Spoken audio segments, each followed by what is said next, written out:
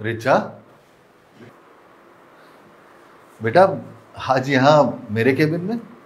पापा ये कैबिन तो कंपनी के सीईओ का है ना, और इस कंपनी की सीईओ मैं हूँ, तो बस मैं अपना काम कर रही थी। हाँ बेटा, लेकिन फिर मैं कहाँ बैठूंगा? कहीं नहीं, अब से आपको ऑफिस आने की कोई जरूरत नहीं है, क्योंकि आपका कोई काम तो है नहीं यहाँ पे। रिचा, तुम अभी कंपनी की नई नई सीईओ बनी, सारे फैसले खुद से नहीं ले पाओगी। पापा आपने मुझे अगर सीईओ बनाया तो मुझ पर ट्रस्ट भी करिए ना, और मेरे डिसीजंस की रिस्पेक्ट भी। और जहाँ तक मुझे लगेगा कि मुझे आपकी ज़रूरत है तो मैं आपसे घर आके बात कर लूँगी या फिर आपको कॉल कर लूँगी। हाँ प्लीज़ कल से ऑफिस मत आना। क्या? कल से ऑफिस नहीं आऊँ? देखिए पापा, मुझे आपसे इस बारे में और बहस नहीं करनी है, मुझे ऑफिस के और भी काम है। आप प्लीज़ जाइए। लेकिन रिचा, पापा इन पेपर्स पे साइन कर दीजिए। ये क्या बेटा? प्रॉपर्टीज के पेपर है। ये पेपर? अब आपने मुझे कंपनी का सीईओ बना ही दिया है तो प्रॉपर्टीज में मेरा नाम कर दीजिए, और आप आराम से बैठ के अपनी लाइफ एंजॉय करिए। बेटा वो बात तो सही है, लेकिन ये प्रॉपर्टी के काम आराम से होते हैं, अचानक ये प्रॉपर्टी की बात कहाँ से आ गई? अरे पापा अचानक से कहाँ, वैसे भी आपकी सारी प्रॉपर्टी मेरी ही तो है, और मैंने सारे पेपर्स कोर्ट से रेडी करवा लिया, आप बस साइन कर दीजिए। साइन तो मैं कर दूंगा बेटा, पर इतनी जल्दबाजी क्या है? अब प्लीज जल्दी से कर दीजिए ना, ऑफिस के लिए मुझे लेट हो रहा है।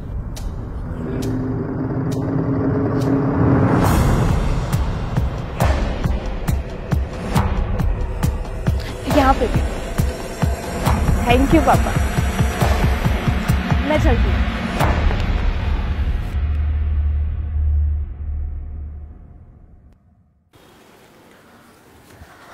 पापा मुझे आपसे कुछ बात करनी थी। बोलो बेटा। मैं सोच रही थी आप घर पर अकेले ऐसे बोर हो जाते हो ना, तो क्यों ना आपको ओल्ड एज होम शिफ्ट करा देते। क्या? तू मुझे मेरे ही घर से निकालने की बात कर रही है? एक सेकेंड, आपका नहीं मेरा घर।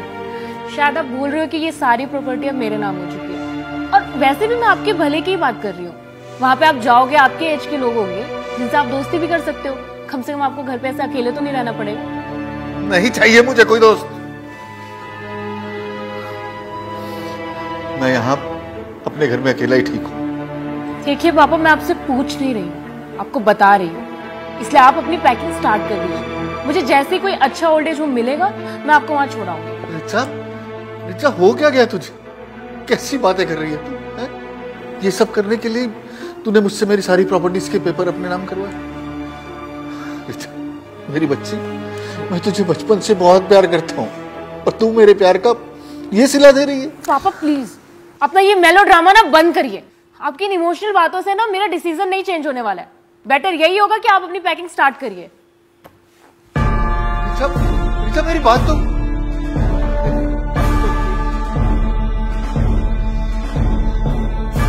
सारा सामान ले लिया ना पापा, आप टेंशन मत लीजिए, मैं आपको शहर के सबसे अच्छे ओल्ड एज होम में भेज रही हूँ।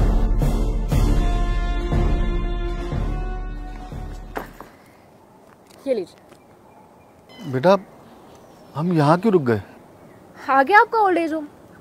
लेकिन बेटा मुझे तो यहाँ कोई ओल्ड एज होम नजर नहीं आ रहा। यहाँ कहाँ रहूंगा मैं? यही सड़क पे। रोड पे कैसे रहूंगा मैं? अपने बाप की कुछ तो कदर कर ले बेटा। बचपन से मैंने तुझे हर खुशी दी, और तू मुझे यहाँ इस तरह रोड पर फेंक के जा रही है। भाई इसमें इतनी तकलीफ वाली बात कौन सी है? क्यों परेशान हो रहे हैं? सामान उठाइए और चाहिए। बेटा तब एक इंसान की औलाद उसे इस तरह सड़क पर फेंक के जाएगी तो उसे तकलीफ नहीं होगी क्या? अच्छा तकलीफ। आज आपकी अपनी औलाद आपको सड़क पे छोड़ के जा रही है तो आपको तकलीफ हो रही है। और 5 साल पहले जब अपने दादाजी को इससे भी बुरे हालात में इसी जगह छोड़ के गए थे, तब नहीं हुई थी ये तकलीफ? कुछ याद आया आपको? दोबारा अपने घर की तरफ भी आए ना तो मुझसे बुरा कोई नहीं होगा। भूल जाओ उस घर को। पापा मुझे तो बिलीव नहीं होता कि आप कितने झूठे इंसान हैं। आपने मुझसे ये झूठ बोल दिया कि दादाजी इस दुनिया में ही नहीं रहे, और कभी मुझे यूके से इंडिया नहीं आने दिया ताकि मुझे आपकी सच्चाई का पता ना लगे। तो उस दिन मैं दादाजी को सड़क पे भीख मांगते हुए नहीं देखती ना, मुझे कभी आपकी घिनौनी हरकत नहीं पता चलती।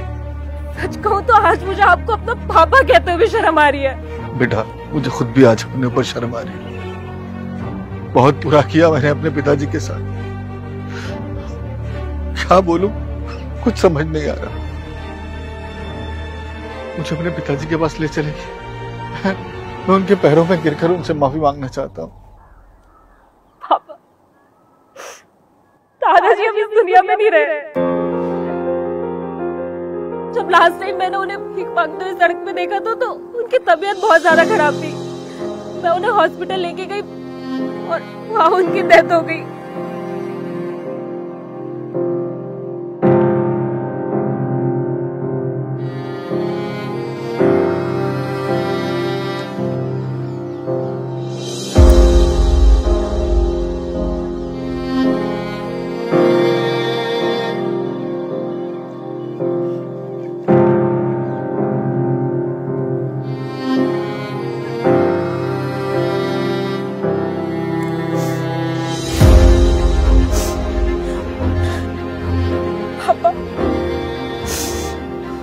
दादाजी की अस्थि है। उन्होंने मरने से पहले कहा था कि मैं इसे आपके हाथों से ही विसर्जित करवाऊं। आपने तो दादाजी से उनकी जिंदगी का सारा हक छीन लिया था, लेकिन दादाजी ने मरने के बाद भी आपकी जिंदगी का इतना जरूरी हक नहीं छीना। पिताजी, एक बार माफी मांगने का मौका तो दे देते। तो बहुत देर हो चुकी है पापा पछतावे के लिए। आपने गलती की है, इस गलती की सजा यही है कि आपको इसी पछतावे के साथ पूरी जिंदगी जीना पड़ेगा।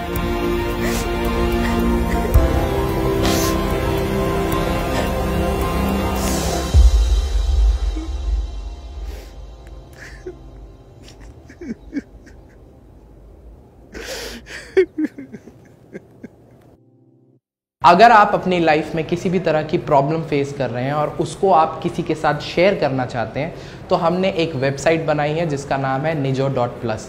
इसका फेसबुक ग्रुप चैट के लिए अवेलेबल है और कॉलिंग के लिए आप हमारी वेबसाइट पे आ सकते हैं, जिसका डिस्क्रिप्शन और डिटेल्स हमने अपने कमेंट सेक्शन में डाला है। तो नाम है nijo.plus।